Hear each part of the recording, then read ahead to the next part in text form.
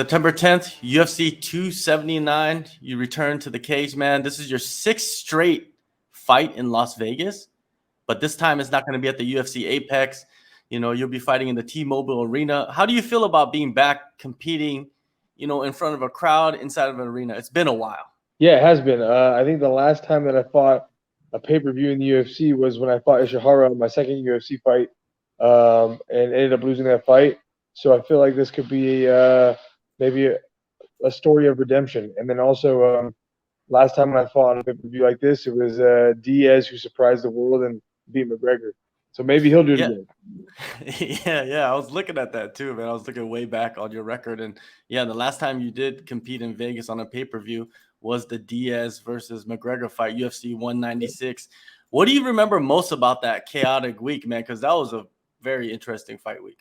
One of the things I remember the most was that Nick Diaz, his brother, was not supposed to be even at the venue. I don't think. I think they had like banned him or whatever, and I don't know the circumstances of that, but I don't think he was supposed to be there. And after Nate had won his fight, we were watching in the green room in the back, and obviously all the fighters were going pretty crazy. But you can hear Nick Diaz screaming and running like down one of the hallways, screaming Stockton, 209, doing his thing. So I think that was probably, and I was pretty young in the sport in the sense of the UFC. It was only my second UFC fight, and just kind of, just young. I was from a small town too, so having that happen that night was pretty wild, and it was something cool to see. Obviously, him beating McGregor was crazy as well, but his brother running down was comical to say the least. Yeah. You wouldn't expect anything less from a Diaz brother whenever you see him, right? Exactly. Yeah. I was watching another interview you did, and the topic of like traveling with the UFC. A lot of fighters, they get into the UFC, they're like, "Oh, I'm excited for the opportunity to travel around the world and fight and compete." But you're kind of the opposite. You want to stay in America. You don't want to even leave Las Vegas.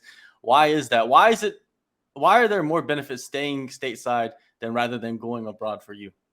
Well, I mean, there's obviously there's positives and negatives to everything. I think traveling abroad and getting to see these kind of places like Abu Dhabi would be great. It'd be fun.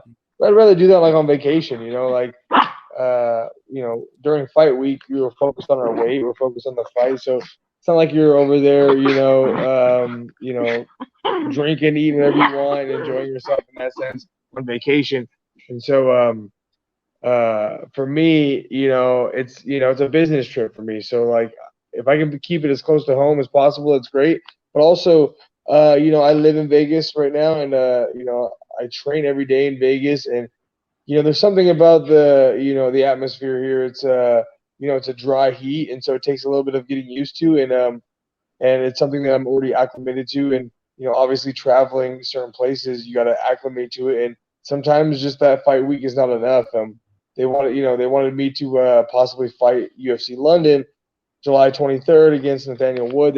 My management offered me that fight, and it's just traveling 10 plus hours on a plane just does not sound fun, especially when you're cutting this weight. I'm not like a heavyweight, so I don't like just get to hop on a scale and be good. Like it takes a lot for me to make 145 pounds, so it's just more comfortable to do it at home, and then also after your fight, just to be able to come home and just enjoy myself. Uh, there's nothing like there's nothing quite as bad as losing a fight and then having to travel at 6 a.m. the next morning, and having to deal with all that kind of stuff. So it's nice, win, lose, or draw, to be able to just drive to my house and just hang out. And I know I've been spoiled. I've been spoiled with fighting at the Apex. I lived no more than 10, 15 minutes from the Apex, all five of those fights. So it's been great. I get home and I watch the rest of the card on my couch, and I'm like, holy crap, I was just fighting in there, and now I'm at my house hanging out on the couch drinking a beer. So it's enjoyable, but it's also convenient for me, and so that's why I prefer that more. But like I said, it'd be fun to go check those places out, but more for like a vacation versus a fight week.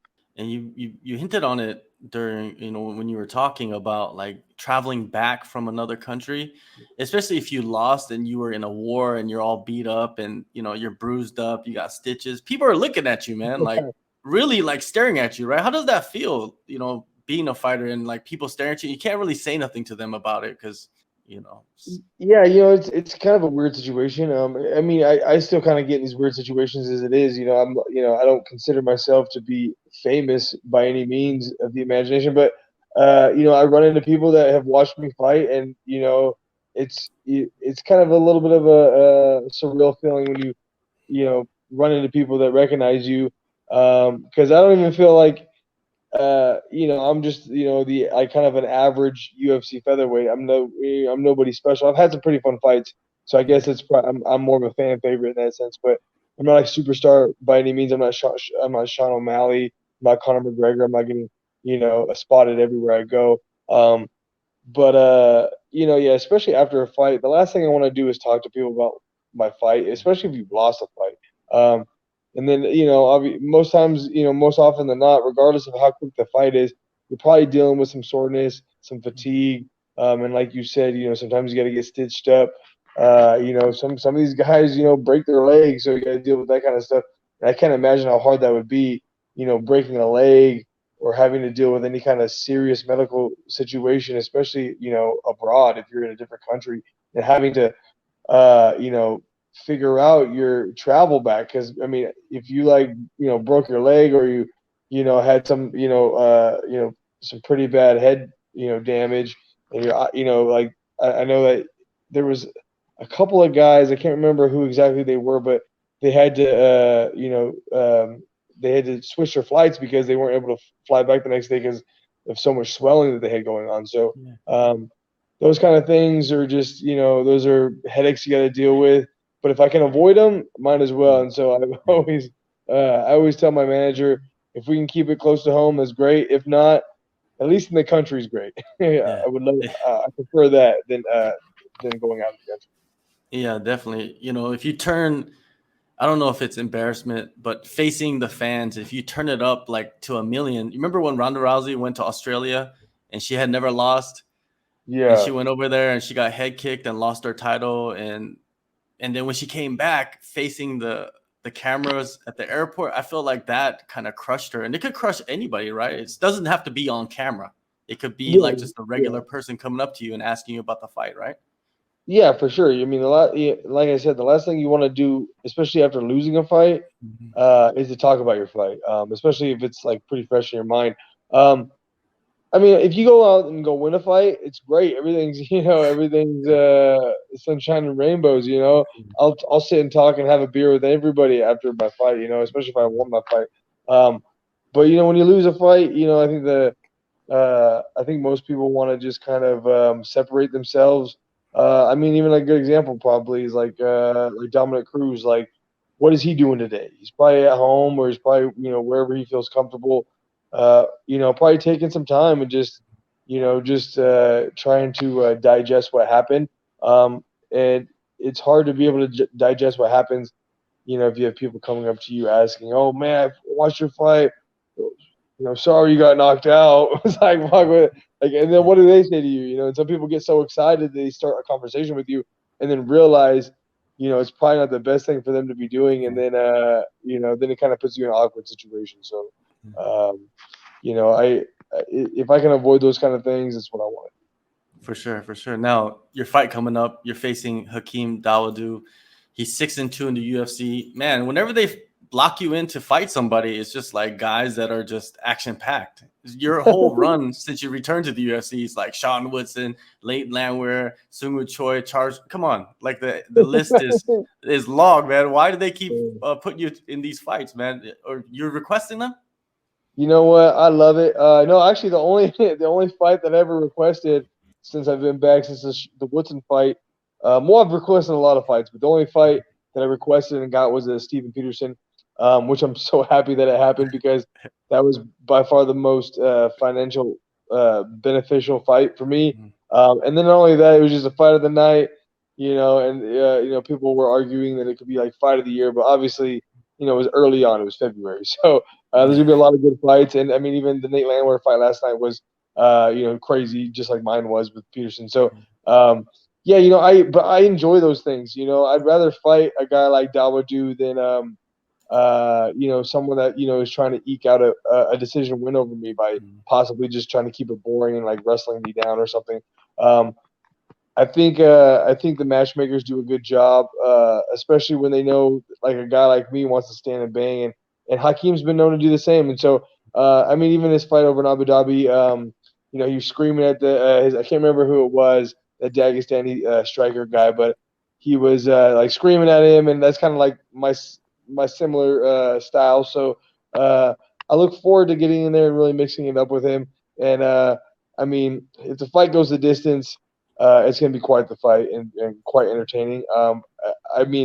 Obviously on my end, I'm hoping he doesn't go the distance. I want to get a finish, and I'm sure he does. So I think we'll really be, working for that, and we both want to finish on the feet. So, if it goes the distance, it's going to be a crazy fight. But if it doesn't, I think it's going to be a spectacular finish on one of our ends. So you want the Hakeem that's going to be screaming at you inside the cage, so you could be screaming back, right? There's no animosity. There's nothing weird. There's no disrespect. I don't even know the kid, and so I get it on fight night. It's fun to kind of get charged up and have a little bit of banter.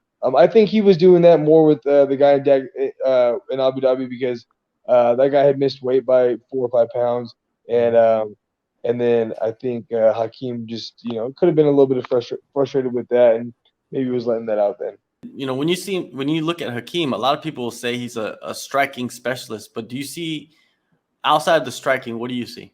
Yeah, I wouldn't say necessarily he's a striking specialist. I think that's what he's better at in MMA. Obviously mixed martial arts for doing everything.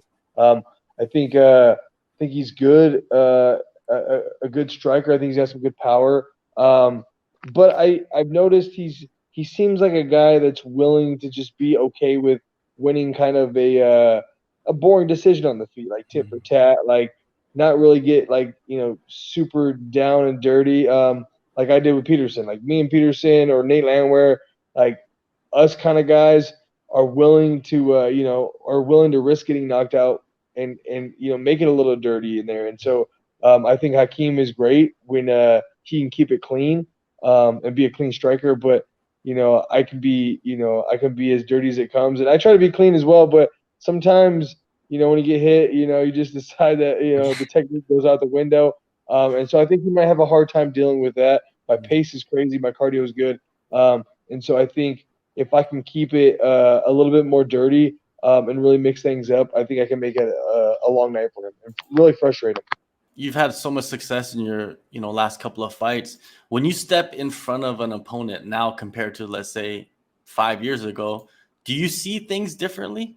I think everything comes with experience. The more you fight, the more comfortable you feel. And but I was back then, even when I was losing, when I was on a 3-fight losing streak in the UFC, it wasn't there was no different thought behind it. I was still amped and ready and ambitious about fighting and optimistic about it, just like I am now. I think I've just been able to put it together a bit better and just use a little bit more of my of the mental aspect of fighting instead of just going in there and being super gritty and willing to make it dirty. I think good examples of that are the Sean Woodson fight and the Jourdain fight. I think both those fights I could have been down 2 rounds. It was the Woodson fight. I think I might have been down maybe 2 rounds. The Jourdain, it could have been 1-1. I could have been down 2 rounds, but I was able to get them to the ground and end up Darce choking them because I know that's my submission. I'm really good at it, and so I figured maybe just being a bit smart about it instead of just going out there the 3rd round and trying to stand and bang with these guys. Maybe I can mix it up, take them down, and choke them out, and was able to do that on both those occasions. And if I kept it standing, I might have, if it didn't get finished, or if I didn't finish them, I would have lost possibly by decision. So I think just being a bit more experienced and using that to my advantage has helped me, kind of in this later stage of being back in the UFC compared to earlier on. I think earlier on it was just like, fuck it, I'm just I know how to fight. I'll get in there and I'll just do it. Like I think I've been a bit more smart about it and just use more of a kind of a game plan aspect, but also just been been a bit more aware as well, knowing what's going on, that I could possibly be down 2 rounds, and then take him to the ground. If I get him tired, it makes it easier for me to lock in a submission like that and get out of there with a for sure win instead of going to the scorecards. Because regardless of how you feel going to a decision, these judges can be reckless sometimes, and so you never want to leave it in the hands of them. But I think that's the difference, from 5 years ago to now, is just being a bit smarter about it. Is that what happened in the third round of the Peterson fight? Remember, everybody's like, all he needs is a take, because the fight was so damn close, right? Nobody really knew who won the fight. I was thinking in my head, like in that third round, I felt like I had won the first round, and I felt like the second round was pretty close, but he could have probably had it. And so going to the third round, I knew it was a close fight, but I was just so happy by how it was playing out, just because it was such a blast for me. I was just having so much fun. But I don't know, I was kind of opportunistic about it, and we had just been standing the whole time. And besides the initial, I think he clenched with me like in the beginning of the fight for like a few seconds trying to take me down, and then I shucked him off. And after that, there was no initiation of any kind of wrestling. So I just figured if I shoot on him, he's probably going to get taken down pretty easily. So maybe I could secure that third round with a takedown, and was able to do that. And I'm just so glad the way that fight turned out. It was just so fun, but also him missing weight. And we got fight of the night. Just for me, it worked out like fantastic. I mean, most fighters are talking about walking away with 3 checks. You show money, you win money, and hopefully a bonus check. But that night, I was able to walk away with 5 checks. I got my bonus check, my show money, my win purse, his bonus check, and his missed weight check. So it was just unreal to me. I left that night, kind of shocking myself with how the situation happened. Sometimes before your fight, you're trying to imagine like the best outcome, and that was better than that. So I'm just blessed and happy that it was able to play out the way it did, and that everybody was able to enjoy it just as much as I did. Juicy J is a great nickname, but 5 checks is not a bad nickname either. I don't think anybody's nickname is 5 checks. No, I don't know how often that would happen. I mean, it would literally just have to be as perfect as possible. You have to get a guy to miss weight, and then also to be able to put on a performance like that where both guys are in there. So, I mean, I know there's one other kid, Tristan Connolly from Canada.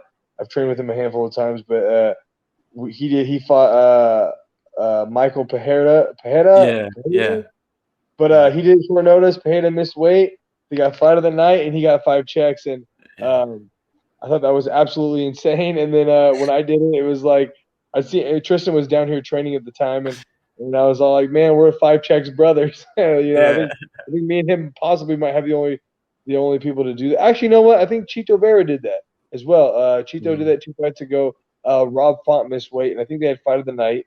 So I think he did that as well. So maybe me, Chito, and Tristan it might be the only 3 guys who've ever done that. Yeah, all the stats geeks out there, they could look into it and see who's on the list of the probably like 12 people. yeah, we just don't remember, because the sport moves so fast. It just everything's happening, everything's new, records are being broken all the time. Man, you like to make the fight dirty when it needs to get dirty, get the finishes. Hakeem, he's going to try to strike with you. That's probably going to be a clear path for him to victory in his eyes. What are you expecting to do against Hakeem to allow yourself, because this win will allow you to have better opportunities in the division? Oh, 100%. I think with Hakeem, I want to obviously be as clean as possible on my own end. And then, I want to mix it up. I want to, we're doing mixed martial arts, and he's been taken down. He's been controlled on the ground before in other fights, and I think I can possibly do the same thing. But that doesn't mean I'm not going to try to strike with him. I think I got some good striking myself. And I've been in there with some of the best guys, some of the best strikers. I mean, Sean Woodson's so tall and lanky. He's a Golden Gloves boxer, and was able to slowly turn the tide in the striking with him as well. But the good thing for me is in my back pocket, I always have a little bit of the unknown. I'm willing at any time. There's a good saying that my coach says all the time. He says, sometimes a fight breaks out in an MMA match, and that's so true, you know. And I think so many guys try to be clean and just work their game plan, you know, 100%. But every once in a while, a fight's gonna break out, and you want to be the guy that has that experience. And for me, I think that if it possibly happens, I think that could be my advantage, is being willing and able to you know, just kind of have an all out, you know, scrap with somebody who's a bit more technically clean, and make him you know, have to think and frustrate him a bit more than he's used to.